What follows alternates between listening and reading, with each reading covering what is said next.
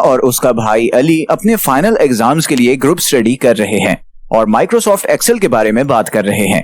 अली को MS Excel में काम करने का तजुर्बा है और वो अपनी बहन की मदद कर रहा है ताकि वो सॉफ्टवेयर इस्तेमाल करना समझ सके। इस वीडियो के इख्तिताम तक आप लोग सना के साथ मिलकर माइक्रोसॉफ्ट एक्सेल में काम करने और इसको समझने में माहिर हो जाएंगे। आप इंटरफेस से, रिबन से और सारे टैब से वाकिफ हो जाएंगे जो आपको टास्क परफॉर्म करने में मदद करते हैं, जैसे home tab, insert tab, page layout tab, formulas tab, data tab, review tab और व्यू टैब भी। सना और अली अपने फाइनल्स के लिए ग्रुप स्टडी कर रहे हैं। वो सना के कमरे में है जब वो एमएस एक्सेल पर बात करने लगते हैं। अली को एमएस एक्सेल की समझ है क्योंकि उसने पहले भी इसका इस्तेमाल किया है। अली अपनी बहन सना की एमएस एक्सेल इस्तेमाल करने में मदद करता है। सना, मैं तुम्हें दिखाने जा रहा हूँ कि एमएस एक्सेल कैसे इस्तेमाल करते हैं। इससे तुम्हें सॉफ्टवेयर को और भी अच्छे से समझने में मदद मिलेगी। बिल्कुल अली, मैं इसे कैसे शुरू करूंगी?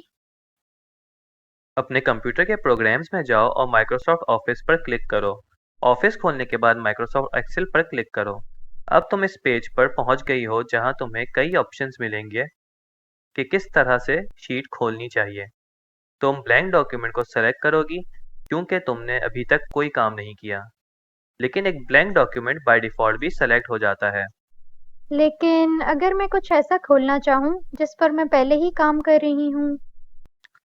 फिर तुम बस अपने रिसेंट डॉक्यूमेंट्स की ऑप्शंस में जाओगी, या अगर तुम कुछ शानदार करना चाहती हो तो तुम टेम्पलेट से सेलेक्ट करके एक डिज़ाइन बना सकती हो। अब मैं चाहता हूँ कि तुम मुझे बताओ एक सेल क्या होता है। सेल एक रो और कॉलम का जंक्शन पॉइंट होता है। ये रोज और कॉलम स्प्रेडशीट में हॉरिजॉन्टल और वर्टिकल बॉक्सेस होते हैं। इन रोज और कॉलम्स को पहचानने और अपने सेल का पता लगाने के लिए हम कॉलम एड्रेस के ऊपर वाले अल्फ़ाबेट्स जैसे ABCD और रोज के नंबर्स जैसे 1 2 3 4 5 से देखते हैं। जब तुम इंटरफेस के पेज पर पहुंचो तो वहां शुरू करने से पहले कुछ ऑप्शंस और फीचर्स के बारे में पता होना चाहिए। तुम्हें एमएस एक्सेल के इंटरफेस और उसके फीचर्स के बारे में जान लेना चाहिए। इंटरफेस से शुरू करते हैं। यहाँ हमारे पास एक नेम बॉक्स है जहाँ हम नाम एंटर करते हैं, और यहाँ हमारे पास फॉर्मूला बार है जहाँ हम वैल्यूज या इक्वेशंस एंटर कर सकते हैं और उन्हें सही भी कर सकते हैं। फॉर्मूला बार ये भी अलाउ करता है कि तुम एक सीधे से फॉर्मूला को एडिट कर सको जो अभी किसी एक्टिव सेल में इम्प्लीमेंट हो रहा है। सेल की तरह एक एक्टिव सेल वो सेल होता है जो इस वक्त इस्तेमाल किया जा रहा है या ऑपरेट हो रहा है। इस एक्टिव सेल का एक सेल एड्रेस होता है जहां कॉलम एड्रेस ऊपर के अल्फ़ाबेट से और रो एड्रेस लेफ्ट साइड के नंबर से आता है। तुम्हारे पास दो स्क्रॉल बार्स होते हैं, एक वर्टिकल और हॉरिजॉन्टल स्क्रॉलिंग के लिए, और यहाँ नीचे तुम्हारे पास शीट टैब होती है जिससे तुम अलग अलग शीट्स में डेटा देख सकते हो। यहाँ ऊपर टाइटल बार्स हैं और फिर यहाँ लेफ्ट साइड पे रिबन है। रिबन जैसे सजावट के लिए? रिबन एक यूज़र इंटरफेस एलिमेंट है जहाँ पर टास्क होते हैं। इन टैब्स में मुख्तलिफ कमांड्स और टास्क होते हैं जो हमारे एक्सेल के सेल्स में अलग अलग टास्क परफॉर्म करने में मदद करते हैं। ये टॉप विंडो सही तरीके से काम करने के लिए, फंक्शनैलिटीज़ और अलग अलग फीचर्स तक पहुँचने के लिए डिज़ाइन किया गया है। टैब्स के अंदर मुख्तलिफ किस्म के कमांड्स आते हैं। फिर ये टैब्स ग्रुप्स में अलग होते हैं जहाँ पर एक जैसे कमांड्स होते हैं, जैसे कि फॉन्ट ग्रुप या अलाइनमेंट ग्रुप। इनमें वो फीचर्स होते हैं जो हमारे लिए मिलते जुलते टास्क के लिए ज़रूरी होते हैं। और हम फॉर्मेट के ऑप्शन से किस तरह टास्क कर सकते हैं? यहाँ तुम अपने सेल्स को एडिट कर सकते हो। देखो, यहाँ लिखा हुआ है सेल्स, जैसे एक ग्रुप का नाम। इसका मतलब है तुम अपने सेल्स की विड्थ या हाइट को एडिट या एडजस्ट कर सकते हो। तुम इस बॉर्डर कमांड है, इस टैब को क्या कहते हैं? इसको हम होम टैब कहते हैं। होम टैब में बहुत सारे फीचर्स होते हैं। इसमें कॉपी, कट और पेस्ट के ऑप्शंस मिलते हैं, और साथ में क्लिपबोर्ड ग्रुप में फॉर्मेट पेंटर भी होता है। किसी चीज़ को कट करने के लिए तुम कट सेलेक्ट करके उसे रिमूव कर सकते हो। ये ऑप्शन इसको क्लिपबोर्ड में रखती है, और जब तुम पेस्ट करना चाहते हो तो क्लिपबोर्ड में से पिछली चीज़ को पेस्ट कर सकते हो।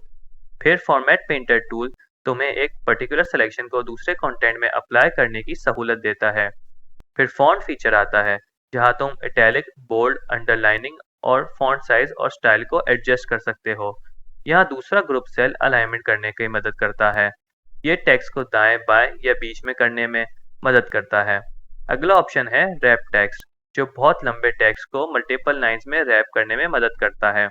ऐसे टेक्स्ट को पढ़ना आसान हो जाता है। और ये एक और ऑप्शन है जिसमें लिखा है मर्ज एंड सेंटर। ये सेलेक्ट किए गए सेल्स के कंटेंट को एक नए बड़े सेल में गैदर, कंबाइन और सेंटर करने में मदद करता है। ये ज्यादा बड़े नामों और नंबरों के साथ फायदेमंद साबित हो सकता है। ये फॉर्मेटिंग टूल्स तुम्हारे डॉक्यूमेंट्स को प्रेजेंटेबल बनाने में मदद करते हैं। क्या रिबन को छुपाने और दिखाने का कोई ऑप्शन है? हाँ, रिबन को दिखाए रखना या इसे छुपाना तुम्हारे ऊपर है। यहाँ एक ऑप्शन है जो पेज के राइट कॉर्नर में है। तुम इस पर क्लिक करके अपने पसंद के व्यू को सेलेक्ट कर सकते हो। अब दूसरे टैब्स की तरफ बढ़ते हैं। यहाँ हमारे पास इंसर्ट टैब है। तुम देख सकते हो कि यहाँ टेबल्स, इलस्ट्रेशंस, एड-इन्स और चार्ट्स जैसे नाम हैं। तुम अपनी पसंद की तस्वीर इंसर्ट कर सकते हो। तुम टेबल्स, ग्राफ्स या चार्ट्स भी इंसर्ट कर सकते हो, जो तुम्हारे डाले गए डेटा को अलाइन करते हैं या इनका रिजल्ट दिखाते हैं। तुम ग्राफ्स या चार्ट्स को सेलेक्ट किए गए सेल्स के हिसाब से दिखा सकते हो और ये फीचर इन्हें चार्ट्स, ग्राफ्स या दूसरे ऑप्शंस के साथ अलाइन करने में मदद करता है। यहाँ पर एक हेडर और फुटर ऑप्शन भी है, जो पेज के टॉप और बॉटम को मॉडिफाई करता है। और हम अपने पेज के लेआउट को कैसे बदलते हैं? तुम्हारे पास इंसर्ट टैब के बिल्कुल साथ पेज लेआउट टैब है। इसमें तुम्हें कई थीम्स मिलेंगी, जिसमें से तुम अपनी पसंद की रंग, फॉन्ट और सेल इफेक्ट्स को चूज कर सकते हो। मार्जिन्स पूरे या सिर्फ करंट पेज के लिए मार्जिन सेट करने में मदद करती है। ओरिएंटेशन तुम्हारे पेज को लैंडस्केप या पोर्ट्रेट की ओरिएंटेशन देती है, जैसे मैंने विड्थ और हाइट एडजस्टमेंट का ऑप्शन समझाया था। यहाँ स्केल टू फिट ग्रुप सारे सेल फॉर्मेटिंग टूल्स देता है। शीट ग्रुप तुम्हें टेबल के फेस को तब्दील करने की इजाजत देता है और आखिर में अरेंज ग्रुप है, जो तुम्हें स्क्रीन पर ऑब्जेक्ट को पीछे भेजने या आगे लाने का ऑप्शन देता है। Very impressive Ali. और ये फॉर्मूला टैब? ये एक्सेल का सबसे ज़्यादा दिलचस्प टैब है। यहाँ पहले से ही बिल्ट इन फंक्शंस होते हैं, लेकिन इन्हें मॉडिफाई करने के लिए इंसर्ट फंक्शन का ऑप्शन इस्तेमाल करते हैं और ये तुम्हें इनके आर्ग्यूमेंट्स फराहम करने में मदद करता है। और बाकी फंक्शंस आमतौर पर टैब्स पर तब एक्शन परफॉर्म करते हैं जैसे ही दो सेल्स की सिलेक्शन के बाद उनकी ऑप्शंस को दबाया जाता है। मिसाल के तौर पर ऑटो सम फंक्शन तुम्हारी वर्कशीट में कैलकुलेशन ऑटोमेटिकली डाल देता है। क्या मैं एक्सेल के जरिए वेब एक्सेस कर सकती हूँ? बिल्कुल, तुम्हारे पास डेटा टैब है। ये तुम्हें सिर्फ डेटा सेंड करने के लिए ही मदद नहीं करता, बल्कि तुम्हें अलग अलग सोर्सेज से डेटा तक पहुंचाने और कंटेंट को फिल्टर करने में भी मदद करता है। फिल्टर फीचर तुम्हें आसानी से किसी क्राइटेरिया के हिसाब से रिकॉर्ड्स एक्सट्रैक्ट करने में मदद करता है। फिर आखिरी टैब हमारे पास रिव्यू टैब है। ये टैब तुम्हें स्पेलिंग ऑप्शन के जरिए ग्रामर चेक करने में मदद करता है और थिसॉरस तुम्हें वर्ड्स के लिए ऑल्टरनेटिव्स और सिनोनिम्स का इस्तेमाल करने में मदद करती है। एक्सेल तो एक बहुत ज़्यादा इंटरेस्टिंग टूल है। मैंने पहले कभी इसके इस्तेमाल के बारे में सोचा ही नहीं था। हमारे पास अभी व्यू टैब भी है, जो तुम्हें डॉक्यूमेंट को नॉर्मल व्यू में देखने में मदद करता है, या अगर तुम चाहो तो जूम इन कर सकते हो। वाओ, ये वाकई ही बहुत इंटरेस्टिंग है। अब देखते हैं कि तुम्हें इस शानदार टूल के बारे में कितना समझ आया है। इसके लिए मैं तुमसे कुछ सवालात पूछता हूँ।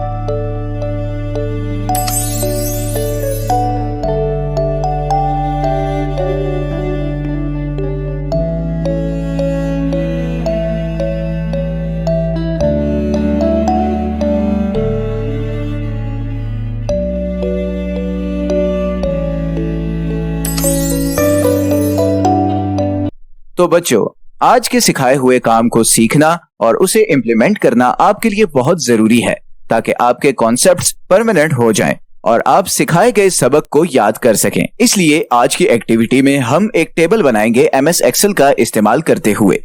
एक डेली ट्रैकर बनाएंगे जहां अपने दिन की एक्टिविटीज को ट्रैक करें। 3 कॉलम बनाएंगे टाइम, एक्टिविटी और आउटकम के नाम से। फिर एक थीम ऐड करेंगे, उसमें चार्ट्स भी ऐड करेंगे जिसमें दिखाया जाएगा कि किस टास्क में कितने घंटे या मिनट लगे हैं।